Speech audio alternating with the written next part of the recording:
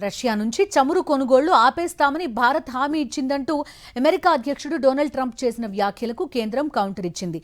భారత వినియోగదారుల ప్రయోజనాలే తమకు ముఖ్యమని పునరుద్ఘాటించింది. భారత వినియోగదారుల ప్రయోజనాల మేరకే ఇంధన ఎంపికల్లో ప్రాధాన్యత ఉంటుందని స్పష్టం చేసింది.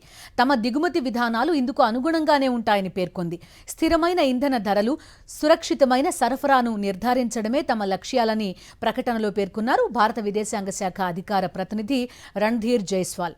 భారత్ తన ఇంధన దిగుమతులను విస్తరించేందుకు ప్రయత్నిస్తోందని తెలిపారు.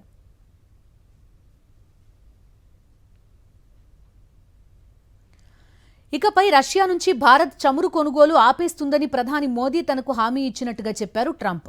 వైట్ హౌస్లో నిర్వహించిన మీడియా సమావేశంలో ఆయన ఈ కామెంట్స్ చేశారు.